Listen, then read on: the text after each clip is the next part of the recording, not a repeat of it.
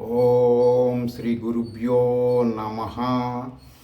శ్రీ లలిత త్రిశతి నామము.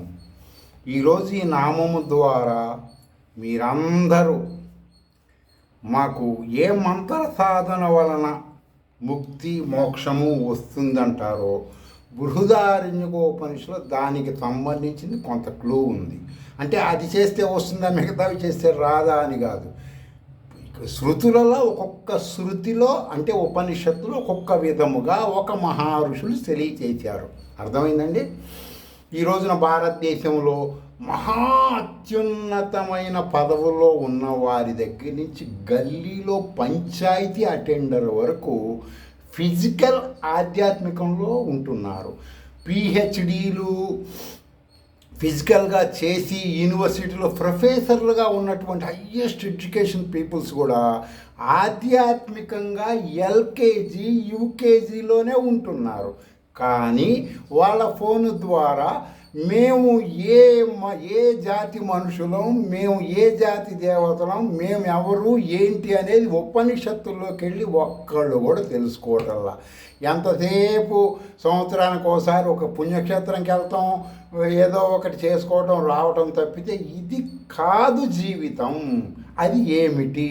మీరు ఉపనిషత్తులకు వెళ్ళండి, అంతా పరంపరాధ్యాత్మికం మానేయండి. సరే, ఈనాటి నామం ఏంటి? లలితా త్రిశతిలో సర్వమంగళ అనే నామము. శృతులచే తెలుసుకుంటే సబబుగా ఉంటుంది ఈ నామం. విడిగా తెలుసుకునేదానికంటే శృతుల్లో అయితే బాగా ఉంటుంది. ఈ విశ్వంలో సత్యమైన, నిత్యమైన, శాశ్వతమైన మంగళకారము ఏమిటి? మంగళాకారం అంటే ఒక మానవుణ్ణి తీసుకుంటే ఆ మానవుణ్ణి చూడంగానే సర్వ సంకల్పములు నెరవేరటమే మంగళకార స్వరూపం. ఆడైనా మొగైనా సరే అది ఆత్మజ్ఞానము. పరమహంస యోగానంద రమణ మహర్షి ఈ కోవలోకి ఉజ్జాయింపుగా చెబుతున్నారు. ఈ కోవల్లోకి మంగళకార స్వరూపులు చెందుతారు. సర్వ అంటే ఎవరైనా బ్రహ్మజ్ఞానము తెలుసుకుంటారో అంటే శృతి ప్రామాణికముగా సర్వమానవులు అర్హులే. కుల మతాలతో సంబంధం లేదు. బ్రహ్మజ్ఞానము తెలుసుకున్న ఎవరైనా మంగళకార రూపము అని శృతి చెబుతుంది. కొన్నిసార్లు దృశ్య ప్రపంచములో కొన్ని మూర్తులని, కొన్ని ఆధ్యాత్మిక క్షేత్రాల్లో, కొన్ని ముఖ్యమైన పండగ దినాల్లో మంగళ స్నానం చేయిస్తూ ఉంటారు. అంటే స్నానము వేరు, మంగళ స్నానం వేరు అని అర్థము. స్నానము రోజు చేయిస్తారు, మంగళ స్నానం ఎప్పుడో ఒకసారి చేయిస్తారు. ఈ రెండిటికి భేదము శృతుల ద్వారా మాత్రమే తెలుసుకోవచ్చు. దేవుళ్ళల్లో కొంతమంది మంగళాకారుడని, కొన్ని ఆడదేవుడని మంగళకారణి అని కూడా వివరిస్తూ ఉంటారు. శృతి ప్రామాణిక వ్యాకరణ నిరుక్త ప్రామాణిక రీత్యా మంగళకారము అనే శబ్దానికి ఫిజికల్గా ఏం అర్థంతో పోల్చుకోవచ్చు అంటే అంతులేని ప్రశాంతత, అంతులేని మహా పాజిటివ్ ఎనర్జీ పర్సన్ అని అంటే మీకు అర్థం అవ్వాలని అవి వాడటం జరిగింది. సరే, మగవారు సరే కొన్ని ఈ నామరూప దేవతా జ్ఞానము అంటే మంగళకారిణి, మంగళ అనే నామరూప దేవతా జ్ఞానం ఆడవాళ్ళు మాలా మంత్రం చేస్తే వాళ్ళకి అర్థమవుతుంది పురస్చరణ. అది ఎలా చేయాలో మీ శ్రీ విద్యా గురువులను అడగండి, లేకపోతే మెయిల్లో పెట్టండి. మగవాళ్ళు ఎలా చేస్తే మంగళకారులు అవుతారంటే గణపతి మాలా మంత్రం చేస్తే మంగళకారులు అవుతారు. నేను గతంలో ఒకసారి ఒక అతని పేరు చెప్పాను, ఒక ఫోన్ నెంబర్ కూడా చెప్పాను. అతను ఈ గణపతి మాలా మంత్రం చేసి విశాఖపట్నంలో ఉంటాడు. చేసి ఆయన వచ్చేసి మంగళకారుడుగా, అంటే మంగళకారుడు ఏది చేయగలడో ఏది చేయకూడదో అదే చేస్తున్నాడు ఈ రోజు వరకు. అది దాని వివరాలు చెప్పడం కొంత ఇబ్బందికరం కాబట్టి నేను చెప్పట్లేదు. బిఫోర్, బిట్వీన్, ఆఫ్టర్ అనేది అతని ద్వారా కూడా తెలుసుకోవచ్చు. మీకు కావాలంటే అతని ఫోన్ నెంబర్ నేను పెడతాను. మానవుడు చనిపోయిన సరే ఈ విధముగా ఉంటే శ్రీ విద్యా పూర్ణ దీక్షాపరులకి ఆ గణపతి మాలామంత్రం, బాలామాలా మంత్రం అవసరం లేదు. నిన్నటి నామములో ఈ యాజ్ఞవల్క మహర్షి ఈ సర్వమంగళ అనే దానికి ఇంకా వివరంగా కావాలంటే బృహదారణ్యకోపనిషత్తులో యాజ్ఞవల్క మహర్షి కొంతమంది బ్రహ్మలు అంటే శ్రీ విద్యాపూర్ణ దీక్షాపరులు, కొంతమంది మంత్రద్రష్టలైన వాళ్ళలో సామాన్య ప్రజలకి బ్రహ్మోపనిషత్తు జ్ఞానం అందించాలని వేద సభలతో ప్రశ్న సంవాదములు జరుగుతుంటాయి. ఈ విధంగా జరిగిన దాంట్లో వచ్చేసి ఒక బ్రహ్మగారు అడుగుతాడు. ఏమని అడుగుతాడంటే, ఓ యాజ్ఞవల్క మహర్షి గారు, మానవుడు చనిపోయిన తర్వాత సర్వదేవతలు నిన్న చెప్పారు మీరు, నేను అర్థం అవ్వాలని నిన్న చెప్పానని చెప్తున్నా. సర్వదేవతలు ఎవరెవరు ఉన్నారో వాళ్ళందరూ శరీరం నుంచి వెళ్ళిపోతారు. మానవుడు విరాట్ పురుషుడు కాబట్టి మిగతా శరీరం ఉంటుంది కదా, కళేబరం ఉంటుంది కదా, మరి బయట పెట్టెలో పెట్టి ఉంచుతారు, జనం అందరు దూరంగా ఉంటారు. అప్పటిదాకా వాటేసుకున్న భార్య ఏమో కిలోమీటర్ దూరంలో ముసుగు కప్పుకొని ఎడుతుంటుంది. తల్లి 9 మాసాల కన్న తల్లి కూడా ఒక కర్ర పట్టుకుని దూరంగా ఉంటుంది, లేచి వస్తే కొడతాడని. ఆ విధంగా కళేబరం ఉంటుంది కదా, మళ్ళీ ఎట్లా జన్మెత్తుతుంది ఆ కళేబరం అని అడుగుతాడు ఒక బ్రహ్మగారు. మీకు అర్థం అవ్వాలని ఆనాటి కాలంలో ఋషులు చెప్పిన శాస్త్రం ఇది. మీకు అనుమానం ఉంటే బృహదారణ్యకోపనిషత్తులో చూసుకోవచ్చు.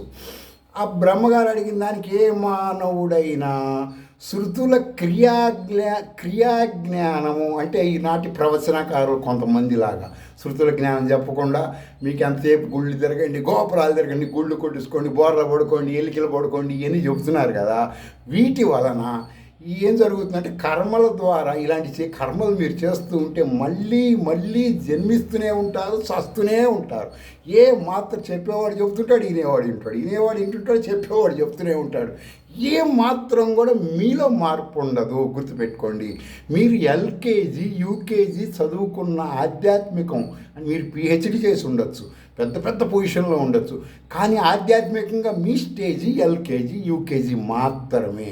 అదేనండి ఎట్లా అంటారండి, మీరు చెప్పింది మేము ఎట్లా నమ్మాలంటే మీ అనుమానాలని ఉపనిషత్తుల్లోకి వెళ్ళి మీరు ఈ ఆధ్యాత్మికాన్ని మీరు వెరిఫికేషన్ చేసుకుంటే మీరు ఎంతవరకు ఏ స్టేజ్లో ఉన్నారో మీకే తెలుస్తుంది. అర్థమైందా?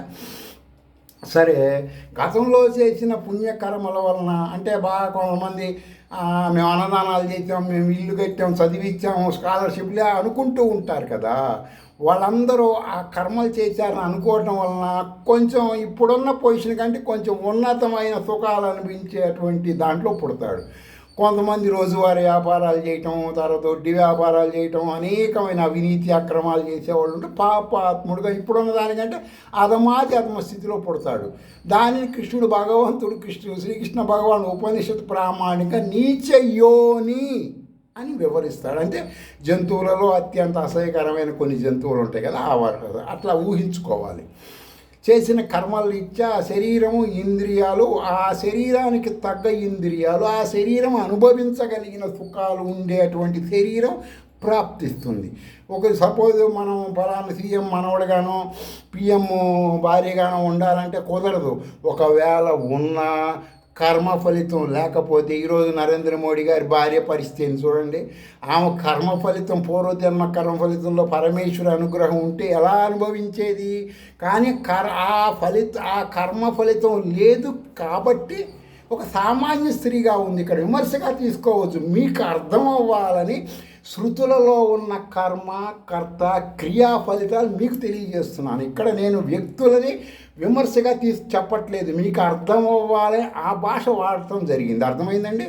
మీరు ఊహించుకుంటే మీకు అర్థమవుతూ ఉంటుంది. సరే, ఈ జీవుడు చేసిన కర్మల ద్వారా ఇప్పుడు జీవుడు పాపాలు పుణ్యం చేస్తే వీటి వలన మోక్షము ఏ నాటికి సిద్ధించదు. గుర్తుపెట్టుకోండి. ఎవరైనా ప్రవచనకారుడు ఇది చేయండి మీకు మోక్షం వస్తుంది, అది చేయండి మోక్షం వస్తుంది, ఆ పుణ్యం అంటే అవి నమ్మద్దు. ఏ శృతులలో మోక్షము కోసం కర్మలు చేయమని ఉండదు. ఫస్ట్ ఒక ఫండమెంటల్ రూల్ మీరు గుర్తుపెట్టుకోవాలి. ఏ కర్మ వలన మోక్షము రాదు. గుర్తుపెట్టుకోండి, కర్మ ఫల త్యాగము వలన మోక్షం వస్తుంది. జీవుడు చేసిన కర్మల ద్వారా బ్రహ్మజ్ఞానము రాదు, ఆత్మజ్ఞానము రాదు. శృతి విరుద్ధముగా నేడు కొంతమంది ఆధ్యాత్మిక పేరుతో చేస్తున్న సర్వ వ్యాపారములు జన్మలకి కారణం మాత్రమే. ఆత్మజ్ఞానం కొరకు కాదు. మీరు మీ అనుమానాలుంటే బృహదారణ్యకోపనిషత్తులోకి వెళ్ళి చెక్ చేసుకోండి. సరే, ఈ విధంగా ఈ విధంగా సమాధానం చెప్పిన తర్వాత ఇంకో బ్రహ్మగారు లేచి, ఏమంటే మా గ్రామంలో ప్రజలందరూ మా ఆశ్రమానికి వచ్చి ఎంతోమంది అడుగుతుంటారు, అశ్వమేధ యాగం చేస్తే ఏంటి ఫలితం, అది మేము చేయలేం కదా, మాకేంటి బెనిఫిట్స్, రాజులు మాత్రమే చెయ్యాలా, అది ఇది అంటారు. పరమేశ్వరుడు ఏమాత్రం జాలి దయా లేదా మా మీద, కొంచెం మాకు కూడా ఏదన్నా అలాంటి మేము కొన్ని మంత్రాలు చేయలేం కదా, మాలా మంత్రాలు అది ఇది రకరకాలుగా అడిగితే, నాయనా పరమాత్మ ఏ ఒక్కరి యందు భేదభావంతో ఉండదు, గుర్తుపెట్టుకోవాల్సిన విషయం. సామాన్యుడికి కూడా అశ్వమేధ యాగము చేసినంత ఫలితం ఉండే మంత్ర సాధనలు ఉన్నాయి. మీరు శృతులలోకి వెళ్ళాలి, శ్రీ విద్యలోకి వెళ్ళాలి, ప్రవచనాలు మానేయాలి, గుళ్ళు గోపురాలు తిరగటం మానేయాలి, స్వామీజీలు పీఠాధిపతులు మఠాధిపతులకు దండాలు దశకాలు కానుకలు మానేయాలి. అప్పుడు మీకు అశ్వమేధ యాగం చెయ్యకపోయినా చేసిన వాళ్ళకు వచ్చే బెనిఫిట్స్ తెలుస్తాయి. ఏంటో చెప్పండి గురువుగారు అంటే, సరే ఈ కర్మ ఫలితం తెలుసుకుంటే భూమి మీద వంశనాశనం జరగదు. మీరు ఎవరైనా సరే ఇప్పుడు నేను చెప్పేది మీరు విన్నారనుకోండి, వంశనాశనం జరగదు. ఖచ్చితంగా మీ వంశం అభివృద్ధి చెందుతుంది. ఏ మానవుడైనా అందరూ వినాలి. మీరు అందరూ మీ యొక్క తెలిసిన వాళ్ళకు కూడా దీన్ని పంపించండి, బాగా తెలియచేయండి. శృతుల జ్ఞానము అర్థమైందా? సూర్యుడి రథము చెప్పాము. దీనికి ఉపోద్ఘాతం ముందు కొంత స్టోరీ చెప్పాల్సిందే. ఒక మనిషి పుట్టాడంటే వాడు భార్య పెళ్లి చేసుకోవాలి, సంసారం చేయాలి, ఎన్నో సంవత్సరం పాటు ఇద్దరు గదులు తలుపులు వేసుకుంటే కానీ పిల్లలు పుట్టరు కదా. అదే సూత్రం ప్రకారం మీకు అశ్వమేధ యాగం అనేది ఒక మహా చరిత్ర గ్రంథం అయిన ఏ పురాణాల్లో కొన్ని వందల పురాణాలు కలిపితే చెప్పేది మీకు అర్థం అవ్వాలని శృతి ప్రామాణిక క్లుప్తంగా వివరిస్తున్నాను. సూర్యుడి రథం ఒక్క రోజులో 32 సార్లు తిరిగితే బ్రహ్మాండము అనబడే అంత విస్తీర్ణం అవుతుంది. అర్థమైందంటే మేము చెప్పినవి రాసుకోండి, మీరు నెట్లోకి వెళ్ళండి, గణిత శాస్త్రం ప్రకారం చెక్ చేసుకోండి, తర్వాత సైన్స్ పరంగా వెరిఫికేషన్ చేసుకోండి, మీకు జవాబులు తెలుస్తాయి. శృతుల్లో ఉన్నవే సైన్స్లో ఉంటాయి కాబట్టి. దీనికి రెట్టింపు భూమి ఉన్నది, భూమికి రెట్టింపు సముద్రములో జలము ఉన్నది. సముద్రం అన్న జలం అన్న ఒకటిగా భావించుకోండి. ఈ చెప్పిన సర్వలోకములో, ఇప్పుడు మీకు చెప్పినవన్నీ కూడా సర్వము ఈ లోకములోనే విషయాలు. 32 దేవ రథాహ్వాము అంటే ఏంటి? నెట్లోకి వెళ్ళి శృతి వ్యాకరణం ఇచ్చా మీ శ్రీ విద్యా గురువులను అడిగితే వివరణలు చెప్తారు. నేను చెప్పాలంటే చాలా టైం పడుతుంది కాబట్టి. అంటే సూర్యుడు రథం యొక్క నీడను పట్టి కొలిస్తే ఒక్క రోజులో కొలిచే విస్తీర్ణం రథాహ్వము అంటారు. ఇప్పుడు మీ గతంలో వరివస్య రహస్యం అని చెప్పాను. తొడ మీద ఒకసారి దెబ్బేస్తే వచ్చే సౌండ్కి ఇంత లెక్కను ఉంటుంది. తమలపాకుల్లో సూది కూర్చితే ఇంత లెక్క పరిణామం ఉంటుంది. అంటే మంత్రాలు చేసేటువంటి సబ్జెక్టులు అన్నమాట అవన్నీ. ఆ ప్రకారం దీన్ని బృహదారణ్యకోపనిషత్తులో యాజ్ఞవల్క్య మహర్షి తెలియజేస్తున్నాడు. రథాహ్వము లోక పర్వతము నుండి 4 వైపులా ఆవరించి సముద్రముతో కూడి ఉన్న ఈ లోకము, మనం ఉంటున్న లోకము అని పర్వతాల మధ్యలో సముద్రాల మధ్యలో ఉన్నటువంటి ఈ లోకము ఒకటి. 32 దేవరథాహ్వములుగా ఉన్నది. అర్థమైందండి? 32 దేవరథాహ్వములుగా ఈ యొక్క సూర్యుడు ఎన్నిసార్లు తిరిగితే అంత అవుతుంది, అంత లోకం ఉన్నది ఇక్కడ. చాలామంది మాకు ఆకాశానికి ఎండింగ్ తెలియదు అది ఇది అంటుంటారు. వీటిని శృతుల్లోకి వెళ్తే మీకు అన్నీ తెలుస్తాయి. ఏ ఒక్కటి ప్రవచనాల ద్వారా మీకు తెలియదు, గుర్తుపెట్టుకోండి. ప్రాణులు తమ కర్మ స్వరూపాలను అనుభవించేది విరాట్ పురుషుడు రూపములో ఉండే ఈ లోకములోనే. అర్థమైందండి? మీకు చాలాసార్లు నేను చెప్పాను, మీకు ఆత్మజ్ఞానం తెలుసుకోకపోయినా, బ్రహ్మజ్ఞానం తెలుసుకోకపోయినా, బ్రహ్మోపనిషత్తు పరబ్రహ్మ స్వరూపిణి జ్ఞానం తెలుసుకోకపోయినా సరే మీకు ఆధ్యాత్మికం తెలియదు.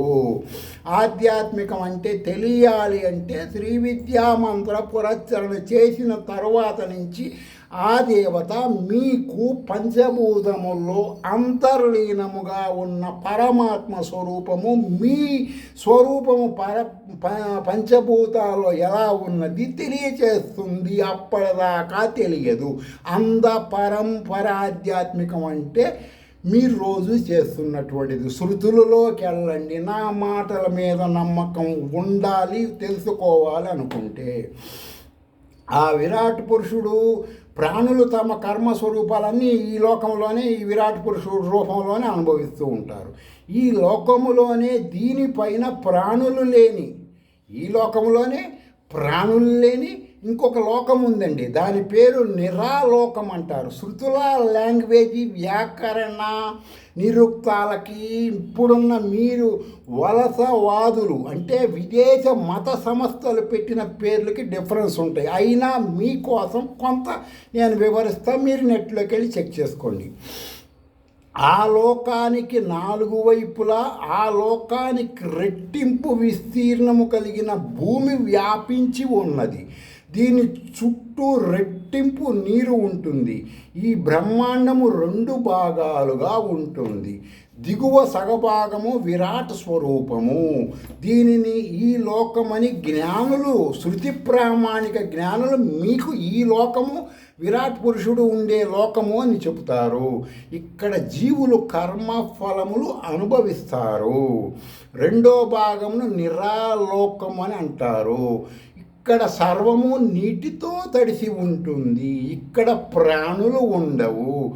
బహుశా నేను నేను గతంలో కూడా చెప్పాను మీకు, నేను అనబడే నా సత్యరమేషు బ్రహ్మాజ్యోతుల వెంకట సత్యరమేషు శ్రీ విద్యా పూర్ణ దీక్షాపరుడు, మహాషోడన్యాసపరుడు, పూర్ణ దీక్షాపరుడు, ఆత్మపాదుకా దీక్షాపరుడు, మహాపాదుకా దీక్షాపరుడు నేను ఆమనాయ సమామనాయ షడామనాయ మంత్ర తంత్ర యంత్ర రీసెర్చ్ పర్సన్ని.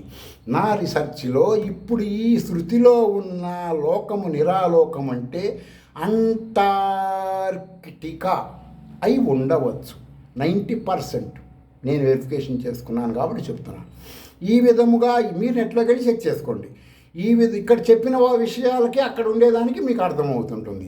ఈ విధముగా ఏదైనా ఇప్పుడు మీకు ఎట్లా ఉండేదంటే 2 రకాలు అది ఒక పండు మీకు అర్థం అవ్వాలని చెప్తున్నా. ఒక పండు తీసుకోండి, బత్తాయి అయినా కమల అయినా నారింజకాయ అయినా 2 భాగాలు కలిస్తే ఏ విధంగా ఉంటుందో బ్రహ్మాండం అట్లా ఉంటుంది. అలంకారం కోసం పండు వివరించడం జరిగింది, మీ ఊహించుకోవటం కోసం. అంటార్కిటికా ప్రాణి అక్కడ ఆ యొక్క నిరాలోకం అనబడి అంటార్కిటికాలో ప్రాణులు జననములు ఉండవండి, గుర్తుపెట్టుకోండి. అయితే మన ఇప్పుడున్న టెక్నాలజీ బట్టి సైంటిస్టులు అనేవాళ్ళు అక్కడికి వెళ్తాం, 1000 మంది దాకా ఎప్పుడు ఉంటాం, రావటం, అక్కడ వాతావరణం చెక్ చేయడం ఇవన్నీ చేస్తూ ఉంటారు. మీరు ఇవన్నీ గూగుల్లోకి వెళ్ళి చెక్ చేసుకోండి. నేను చెప్పిన నిరాలోకం అన్న అంటార్కిటికా అన్న 2 బహుశా దగ్గర పోలికలతో నా ఇన్వెస్టిగేషన్లో తేలింది. 2 భాగాలుగా ఉన్న బ్రహ్మాండం మధ్యన ఒక పండు తీసుకున్నప్పుడు ఆ మధ్యలో 2 తొనలు అతుక్కొని ఉండే రౌండ్గా ఉంటుంది, కానీ మధ్యలో ఒక సన్నని బెజ్జం ఉంటుందండి. బాగా థింక్ చేయండి, బాగా గుర్తుపెట్టుకోండి, నెట్లోకి వెళ్ళండి, చెక్ చేసుకోండి, బృహదారకోపనిషత్తులకు వెళ్ళండి, మీ శ్రీ విద్యా గురువులను అడగండి. అతి సన్నమైన రంధ్రము ఉంటుంది. అశ్వమేధ యాగము చేసిన వారికి ఎవరికైనా సరే, ఇప్పుడు అసాధ్యం, పరమేశ్వరి వాయుదేవత రూపం ప్రసాదిస్తుంది ఆ యాగం చేసిన వాళ్ళకి. మిగతా వాళ్ళకి దుర్లభం, త్రిమూర్తులకు కూడా దుర్లభం, వాళ్ళు చేయలేరు కదా. అర్థమైందా? అది చేయాలంటే పూర్వజన్మ కర్మ ఉంటే చేయగలుగుతారు. సరే, వాయుదేవత రూపం ఇచ్చినప్పుడు అంటే చాలా నిగూఢ శృతి ప్రామాణిక జ్ఞానం పరంగా ఆలోచిస్తే మీకు అర్థమవుతుంది, మీ గురువుల ద్వారా తెలుసుకోవచ్చు. ఆ యజమాని వాయువు అనబడే దేవత ఎప్పుడైతే పరమేశ్వరి వాయు రూపం ఇచ్చిందో ఆ యజమానికి, వాయువు తన రూపాన్ని ఏం చేస్తాడంటే అతనే ఆ వాయుభూతముగా యజమానిని కూడా వాయు రూపంగా మార్చేసి ఆ సన్నని దారిలో నుంచి పంపిస్తాడనమాట. ఆ సన్నని రంధ్రము గుండా అశ్వమేధయాగం చేసిన వారిని పంపుతారు. ఒకవేళ అక్కడికి వెళ్ళిన వాళ్ళకి ఇంక జన్మ అంటూ ఉండదు. ఇక ఈ యొక్క ప్రళయ కాలాలు అనేక కల్పముల్లో కూడా వాళ్ళు జన్మించడం జరగదనమాట. అంత గొప్పది ఆ యాగం. ఒకవేళ అశ్వమేధ యాగం తెలియక మేము చెయ్యలేం కదండి, మా దగ్గర డబ్బులు లేవు కదండి, మేము గుళ్ళోకి వెళ్ళి పళ్ళెంలో డబ్బులు వేయడానికి మా దగ్గర లేవు కదా, మేమేదో సిద్ధాంతుల దగ్గరికి మఠాధిపతులు పీఠాధిపతుల దగ్గరికి వెళ్తే పాద పూజలకి అయితే డబ్బులు వస్తాయి కానీ విడిగా మా దగ్గర రావండి, మరి ఎట్లా అండి మాకు అనేట్టయితే దానికి శ్రీ విద్యలో పూర్ణదీక్ష అయిన వాళ్ళకి వాయుమంత్రం తెలుసుకోవాలంటే చెప్తారనమాట. ఆ వాయుమంత్ర సిద్ధి పొందితే ఆ యొక్క జ్ఞానం వస్తుంది. ఆ సన్నటి దారి గుండా పరమేశ్వరి ఎవరిని పంపిస్తుంది ఏంటని జ్ఞానం వస్తుంది అనమాట. వారికి జన్మ ఉండదు అని బ్రహ్మగారికి యాజ్ఞవల్క మహర్షి తెలియజేస్తాడు. సర్వభారతీయులు తెలుసుకోవాలన్నమాట ఈ జ్ఞానం. ఏదైనా శ్రీ విద్యా మంత్రం శృతి ప్రామాణికముగా సాధన చెయ్యండి. గుళ్ళు, గోపురాలు, తీర్థయాత్రలు, స్వామీజీలు, పీఠాధిపతులు, మఠాధిపతులు, అవధూతలు, బాబాలు, ఫకీర్లు, ఇళ్ళకి దండాలు, దశకాలు, కానుకలు మానేయండి. మిమ్మల్ని మీరు అభివృద్ధి చేసుకోండి. మీ కుటుంబ సభ్యులకు డబ్బులు ఖర్చు పెట్టుకోండి. మీ ఇంద్రియాల సుఖానికి ఖర్చు పెట్టుకోండి. పనికి మాలిన మత ప్రవక్తల పేరుతో మిమ్మల్ని లూటీలు చేస్తున్న వాళ్ళకి డబ్బులు ఖర్చు పెట్టవాకండి. భారతీయుడిని నేను అని మీరు అనుకుంటే మీ గుండెల మీద చెయ్యేసుకొని మీ ఫోన్ ఉపయోగించి గూగుల్లోకి వెళ్ళి నేను భారతీయుడిని, నేను ఏ ఆధ్యాత్మికం ఆచరించాలి శృతి ప్రామాణికంగా అని నొక్కండి. మీకు తెలుస్తుంది. మీరు శృతుల్లోకి వెళ్ళండి. ఈ ఫిజికల్ ఆధ్యాత్మికం బాల్యావస్థ తర్వాత మానేయండి. భారతీయులందరి కొరకు మంత్రద్రష్టలైన ఋషులు తెలియజేసిన జ్ఞానం ఇది. ఇప్పటిదాకా మీరుంటున్న చోట ఇంకో లోకం ఉందని మీకు తెలియదు కాబట్టి మీరు నెట్లోకి వెళ్ళి అంటార్టికా అంటే చూసుకొని అక్కడ మనుషులు ఉంటారా ఉండరా ఏంటి అని చెక్ చేసుకోండి. మీ అనుమానాలను నివృత్తి చేసుకోండి. స్వస్తి.